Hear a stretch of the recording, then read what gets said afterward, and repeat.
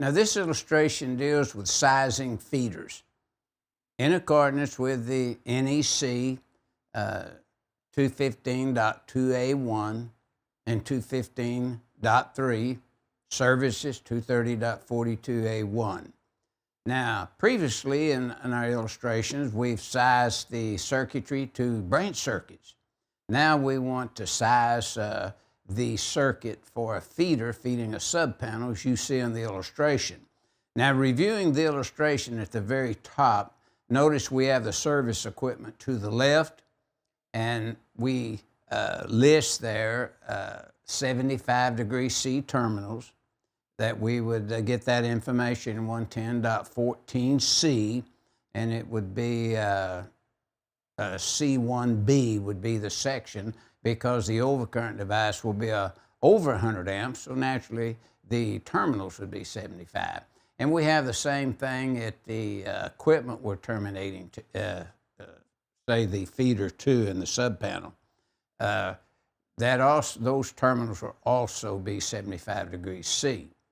Now, reviewing the feeder itself, you see that the feeder, we size the conductors at 215.2A1A. Now, the reason that we're doing that in this illustration is because we have no correction or adjustment factors involved. So we know the 125% rule is going to present the largest conductor because we don't have either one of the adjustment or correction factors involved here. 215.3 sizes the overcurrent device, which is brought along at 125% with the conductors to derate the overcurrent device to a loading of 80%.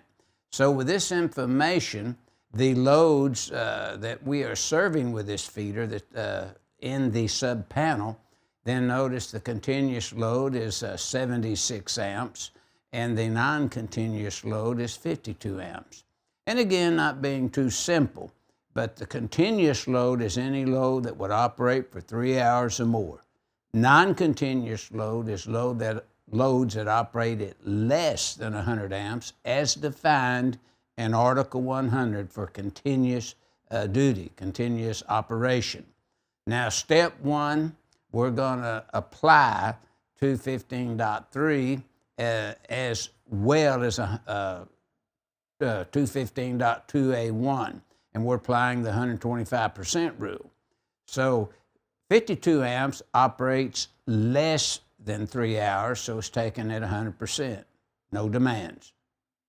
The 76 amps is a continuous load. It operates, over 3 hours in some cases. So 125% of 76 would be 95, and it's quoted 100% of 52 would be 52 amps, and when we total those two values, we come up with 147 amps. Now, the conductor has to be sized properly as well as the overcurrent device. But in this case, we're applying step 2, and we are applying the, say, 215.3, along with 240.4B, because we're going to round up, and select the overcurrent device from table 240.6A as illustrated in step 2. So 147 amps rounded up would be 150 amps, which would handle the 147 amp calculated load for continuous operation and for non-continuous operation of the two loads. Now, the sizing of the conductors would be step 3. We would reference table 310.16 and 240.4B, and the 147 amps would require a 1-aught AWG THWN copper conductor is what we're using. So as you see in the solution and the answer, the circuit breaker would be 150. The 1-aught conductors would be large enough to supply the 147 calculated load along with the 150 amp overcurrent device. So by applying the 125% rule for the continuous load, the 76 amps, then we've derated the breaker 80% for that particular load. And so that's why when we add them together, it comes up to 147 amps, requiring a 1/0. And again, that's why the 80% rule was done away with, because sometimes the way it was applied, we'd misunderstand what was really happening, and we would maybe, instead of using a 1/0, we'd go to a 2/0. Sometimes we might even have terminating problems with that size conductor.